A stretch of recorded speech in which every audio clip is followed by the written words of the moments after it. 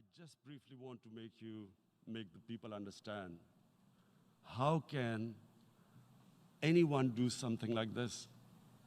And for that, I have to explain to you what is RSS. RSS, Mr. Narendra Modi is a life member of RSS. RSS was an organization that was inspired by Adolf Hitler and Mussolini, came about in 1925. They believed in racial purity, racial superiority. They also believed they were an Aryan race like the Nazi believed they were an Aryan race. All that I'm saying can be verified. This is the time of information revolution. You can Google all this, what I'm saying. But it is very important for me to explain this to you so you know what is happening in India. This RSS believed in the ethnic cleansing of Muslims from India. At one point, there was racial superiority of the Hindu race. Secondly, it was hatred for the Muslims and for the Christians, because they believed that this golden age of Hindu civilization was stopped because of Muslim rule centuries back and then the British rule of India. So it was racial superiority and hatred for Muslims and Christians. This is openly stated. You look at the founding fathers of RSS, Golwalkar and Savarkar. Just Google them and you'll find out. And this ideology of hate is what murdered the great Mahatma Gandhi in 1948. It was this ideology of hate that made Narendra Modi in 2002 do a pogrom against Muslims in Gujarat when he was the chief minister. He allowed 3 days for these RSS goons who were inspired by the Hitler brown shirts. They actually wear brown shirts. This RSS, the Congress Home Minister gave a statement that in RSS camps, terrorists are being trained. And these terrorists butchered 2,000 Muslims and 150,000 Muslims were made homeless. Narendra Modi could not travel to the US because of that. And I need to make you understand this background before I explain to you that what sort of a mindset would lay siege to 8 million people with 900,000 troops. Women, children, sick people, locked in as animals. In fact, of what I know of England, if 8 million animals were locked in, the RSPCA would have made a lot of noise about it. These are human beings.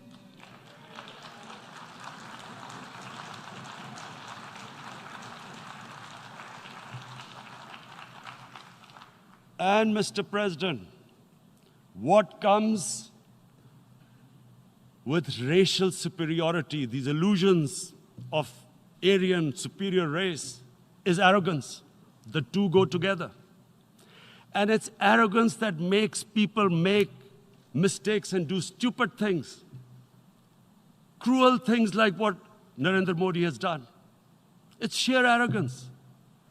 And it's arrogance that has blinded him from the fact that what is going to happen when the curfew is lifted? Has he thought about it? This hasn't been thought through. What is he going to do when he lifts the curfew? Does he think that people of Kashmir will quietly accept the status quo because India has changed the constitution and taken away the special status? They'll accept that? Mr. President, 100,000 Kashmiris have died in the past 30 years because they were denied the right given by the United Nations, the right for self-determination. 100,000 have died and 11,000 women have been raped. There are two United Nations human rights reports on this. The world hasn't done anything because India is a huge market, 1.2 billion people. Sadly, the material prevails over the human. But this has serious consequences. Again, I repeat, that's why I'm here. Look, what is going to happen when the curfew is lifted will be a bloodbath. The people will come out. There are 900,000 troops there.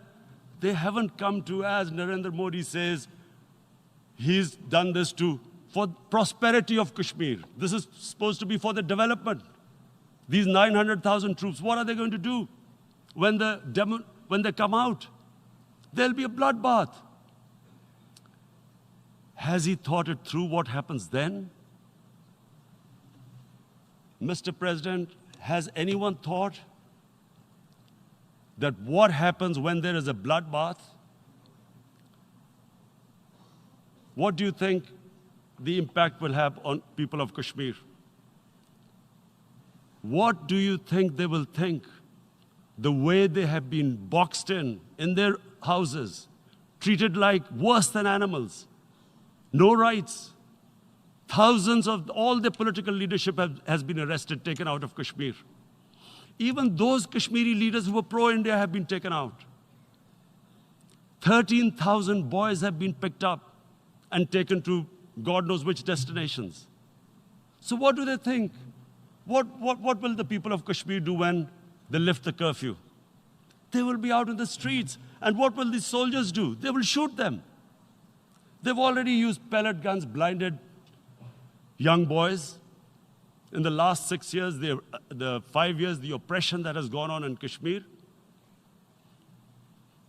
And so, Kashmiris will be further radicalized. Mr. President, there will be another Pulwama. And guess what? India will blame us. They're already blaming us. They're saying all this is happening because of Pakistan. One of their defense ministers said, there are 500 terrorists lined up on the border to go in. Why would Pakistan send 500 terrorists when there are 900,000 troops? What impact are they going to make? What will they do? And don't we know that the moment there is some terrorist attack, all that will happen is there'll be further cruelty and oppression of the people of Kashmir. We will just give the 900,000 troops to further crush the people of Kashmir. And then we'll give the Indian government an excuse that, look, Pakistan is a terrorist state, and this mantra that has gone on, Islamic terrorism. The moment you use this catchword, Islamic terrorism, the whole world turns away. No one talks about human rights. You can do whatever you want, which is what has happened in Kashmir, because they keep using this word, Islamic terrorism. And this is what they're doing right now. What do we benefit from further increasing the cruelty on the people of Kashmir? And why would we want this? But there is no other narrative left for India.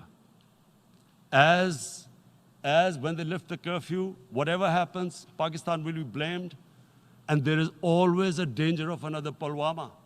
They might come and bomb us again, and then another cycle might start. And what does Narendra Modi think? That 180 million Muslims of India are thinking right now. Aren't they watching these Kashmiris stuck inside for 55 days they've been stuck in? Aren't they watching? What do you think? Don't you think that the Muslims will be radicalized in India? And I'm talking about 180 million people. And when they get radicalized, there will be some incident in India somewhere down the line. Again, we will be blamed. And I'm warning you right now, again, we will be blamed. And Mr. President, what about 1.3 billion Muslims who are watching this? And they know that it is only happening in Kashmir because they're Kashmiri Muslims. This is not happening to Kashmiri Hindus. They know that this is happening because of their religion. So what do you think they will be thinking?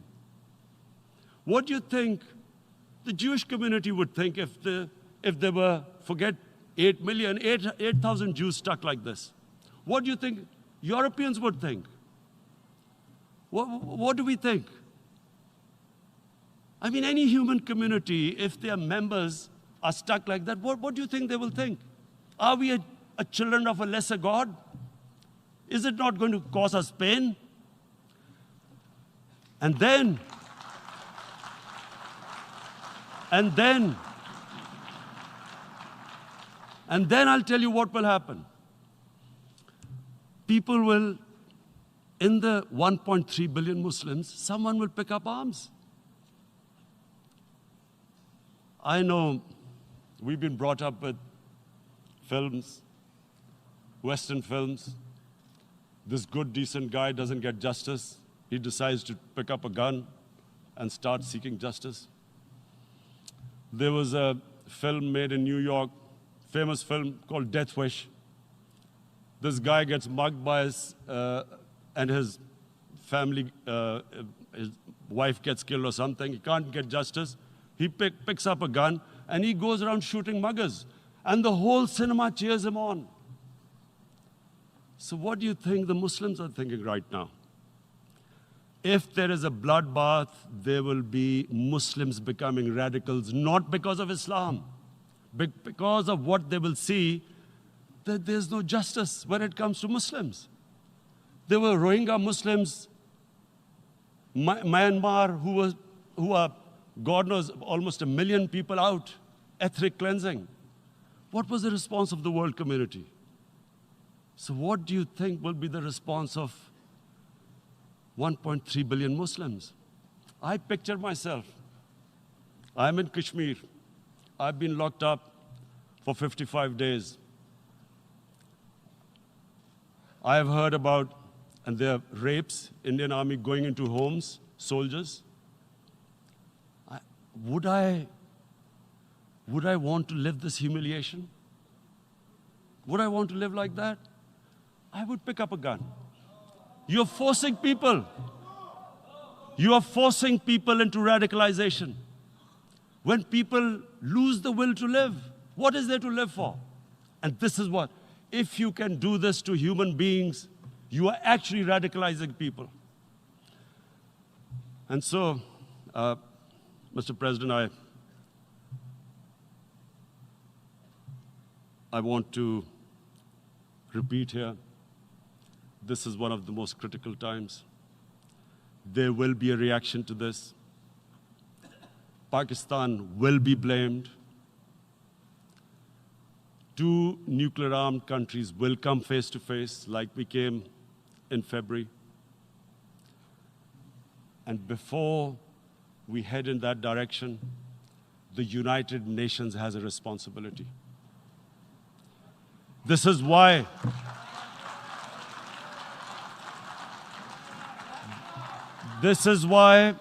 the United Nations came into being in 1945. You were supposed to stop this happening. I feel we are back to 1939, Munich. Czechoslovakia has been taken, annexed. What is the world community going to do?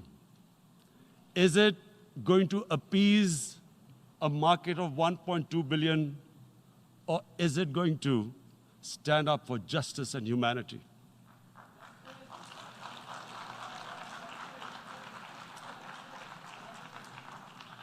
If this goes wrong, you hope for the best, but be prepared for the worst.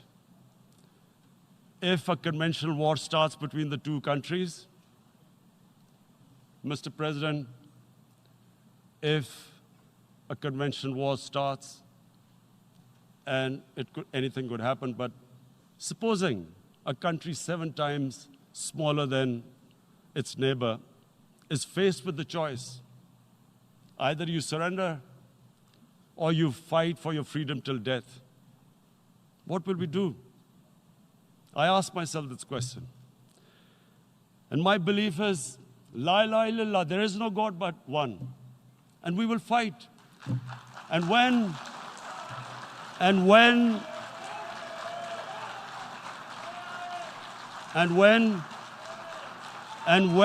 a nuclear armed country fights to the end, it will have consequences far beyond the borders.